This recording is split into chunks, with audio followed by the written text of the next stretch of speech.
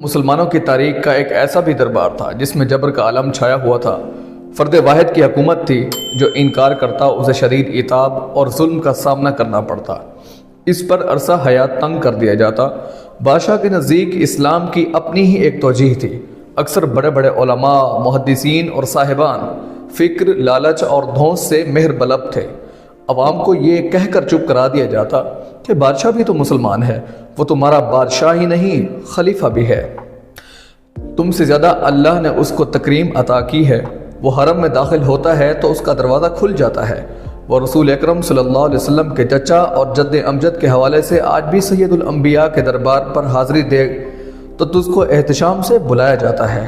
اس کی اور رسول اللہ صلی اللہ علیہ وسلم کی نسل و خانوادہ ایک ہی بنی ہاشم ہے، جبکہ ان کے مقابلے میں تم میں کوئی اجمی تو کوئی عام سا عربی ہے۔ شدید جبر اور ظلم کے اس دور میں اکثر فقیہوں، محدثوں اور علماء نے دین میں ایک تصور پر بہت زیادہ زور دیا تھا، اور وہ تھا رخصت، یعنی جب حالات اس بات کی اجازت نہ دیں کہ عام آدمی کے لیے دین کی کسی نص پر قائم رہا جا سکے تو پھر باقی دین کو قائم رکھنے کے لیے برسر عام اقرار کر کے چھوٹ لے لی جائے۔ اسی دور میں جب علماء کی زبانیں گنگ تھی، اللہ نے ایک عظیم المرتبت شخص کو دین کی ایک صفت عظیمت کی توفیق عطا فرمائی۔ بادشاہ تھا معتصم باللہ اور صاحب عظیمت شخصیت تھے امام احمد بن حنبل۔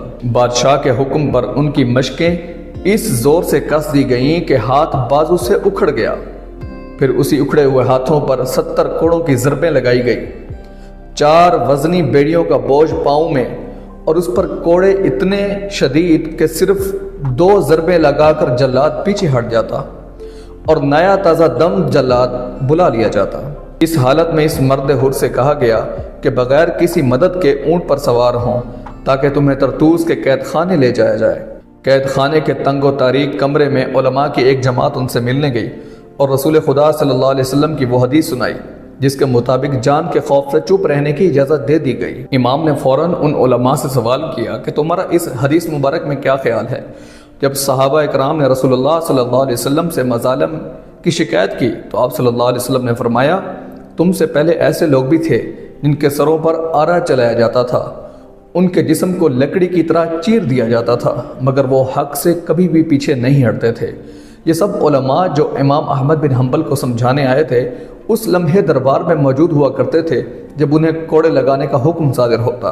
قید خانے میں انہوں نے کہا، تمہارے ساتھیوں نے تو تمہارے جیسی استقامت نہیں دکھائی، وہ تھوڑی سی سختی پر ہی بھاگ گئے۔ اس پر آپ کا جواب تھا، مجھ سے ساتھیوں کا گلہ نہ کرو، بلکہ اپنی دلیل کا جواز اللہ کی کتاب اور رسول اللہ صلی اللہ علیہ وسلم کی سنت سے نکال کر دکھاؤ۔ درباری علماء مایوس لوٹ گئے، جسم خون سے رنگین کر دیا گیا۔ رمضان کا مہینہ ہوش ہونے پر پانی لایا جاتا تو کہا، میں روزے سے ہوں۔ تشدد ختم ہوا، دربار سے نکلے تو ابن سماع کی امامت میں نماز ادا کی جا رہی تھی، صف میں کھڑے ہو گئے۔ نماز کے بعد امام سے سوال کیا، آپ کے جسم سے خون جاری ہے، طہارت کہاں سے آئی؟ جواب دیا، حضرت عمر رضی اللہ تعالیٰ عنہ نے نماز کی امامت قاتل کے حملے کے بعد خون میں لت پت صورت میں کی تھی۔ سوال کرنے والے کو اندازہ ہی نہیں تھا امام احمد بن حنبل کے خون سے مقدس خون اور کیا ہو سکتا ہے۔ ایک اور بادشاہ تھا، روشن خیال، اپنا دین وضع کرنے والا۔ اس کی ہندو عورت سے شادی کے نتیجے میں ایک بیٹا پیدا ہوا، عاشق مزاج، 18 بیویوں کا شوہر، انارکلی کا سلیم اور عرف عام میں جہانگیر۔ اس کے دربار میں بھی فقیہان کرام اور علماء عالی مقام اوقاف کے تنخواہ داروں کی طرح موجود رہتے تھے۔ پورے ملک میں صاحبان طریقت بھی تھے، جگہ جگہ صوفیاء کے آستانے بھی قائم تھے۔ خود دہلی میں خواجہ باقی باللہ موجود تھے جو کہ صوفیاء میں ایک عظیم مرتبہ رکھتے تھے۔ اکبر کے دین الہی کے عمل پیرا جہانگیر کے بارے میں کسی نے ان سے سوال کیا تو انہوں نے جواب میں کہا کہ میں چمقاق کا پتھر ہوں، آگ لگا دوں گا، لیکن چراغ تو شیخ احمد سرہندی ہے۔ وہ احمد سرہندی جسے لوگ مجدد الفسانی کہتے ہیں، تاریخ شاہد ہے عظیمت کا حوصلہ اور توفیق تو انہیں ہی حاصل ہوئی۔ یہ وہی تھے جنہیں گوالیار کے قلعے کی قید و بند بھی متزلزل نہ کر سکی، جن کی گردن جہانگیر کے سامنے نہ جھک سکی۔ دربار میں کون کون موجود نہ تھا؟ شیخ وجیح گجراتی، شیخ علی متقی، شیخ جلال، ملا محمد جون پوری، ملا یعقوب کشمیری، ملا عبدالحکیم سیالکوٹی، لیکن خانقاہ سے نکل کر رسم شبیری ادا کرنے کی توفیق صرف اس صاحب عظیمت شیخ احمد سرہندی کے حصے میں آئی۔ اسلام کے تاریخ سیدنا امام حسین سے لے کر آج تک رخصت اور عظیمت کے کرداروں سے بھری پڑی ہے، اور تاریخ اس بات پر بھی گواہ ہے کہ اس نے زندہ صرف اس شخص کا نام رکھا، ایسے شخص کے حوصلے کو پذیرائی دی، اس کو عزت و تکریم سے نوازا جو عظیمت کا علم بردار تھا، جبکہ ان کے برعکس ان تمام ادوار کے درباری علماء کے نام آج تاریخ کے گرد آلود تذکروں سے بھی ڈھونڈ کر نکالنے سے مشکل سے ملیں گے۔ رخصت اور عظیمت کا یہ باب مجھے اس وقت بہت یاد آیا جب لاکھوں کے مجمع کو مسواکیں تیز کرتے، امامے اور شلواریں درست کرتے، یہ لوگ خواص کو اپنے درمیان پا کر بہت خوش ہوتے ہیں، اپنی نصرت قرار دیتے ہیں۔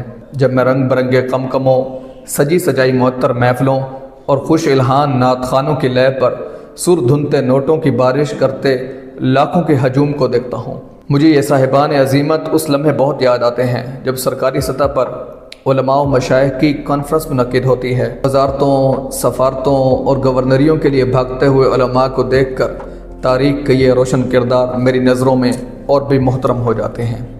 امام احمد بن حنبل اکثر کہا کرتے تھے، اے اللہ ابن الحشیم پر رحم فرما۔ بیٹے نے پوچھا، کون ہے یہ شخص؟ کہا، جب مجھے کوڑے برسانے کے لیے رقہ کے قید خانے سے بغداد لایا جا رہا تھا تو یہ شخص راستہ روک کر میرے قریب آیا اور کہا، میں ابن الحشیم ہوں، بغداد کا سب سے بڑا چور ہوں، 80 بار گرفتار ہو چکا ہوں، مجھے اتنے کوڑے لگے ہیں کہ جسم کا کوئی حصہ زخم سے خالی نہیں ہے، لیکن میں جیسے ہی قید سے چھوٹا سیدھا چوری کرنے نکل جاتا۔ میں چوری میں ہمیشہ ثابت قدم رہا ہوں۔ دیکھو کہیں کل روز محشر اللہ تم سے یہ سوال نہ کر لے کہ تم تو میری راہ میں ایک چور ابن الحشیم سے بھی کم ثابت قدم تھے۔ کیا یہ سوال آج کے علماء، فقہا، صوفیاء، خانقاہ نشینوں سے نہیں پوچھا جائے گا کہ آج کا طاغوت جو امریکہ کی صورت میں ہم پر مسلط ہو چکا ہے وہ معتصم باللہ، اکبر اور جہانگیر سے بھی زیادہ محترم ہے کہ ان کی زبانیں گنگ ہیں؟ اگر ایسا نہیں ہے تو پھر ان لاکھوں کے درود، وظائف کے مجمع یا قوالوں کی دھن پر رقص کرتے پنڈال کے سامنے ایک دن اکڑ کر کوئی ابن الحشیم کھڑا ہو گیا اور اس نے کہا، میں بدماش ہوں، قاتل ہوں، چور ہوں، لیکن ظلم کے مقابلے میں ثابت قدم ہوں، تو اس للکار کے سامنے کتنے اس مجمع میں اٹھ کر یہ کہیں گے کہ ہم کفر پر قائم اس عالمی استعماری نظام کے سامنے تم سے زیادہ ثابت قدم بننا چاہتے ہیں۔ ہم اللہ کے حضور شرمندگی سے بچنا چاہتے ہیں۔ جن معاشروں میں دین کے علم بردار مصلحت کا شکار ہوں، وہاں ہمیشہ امریت رقص کرتی ہے۔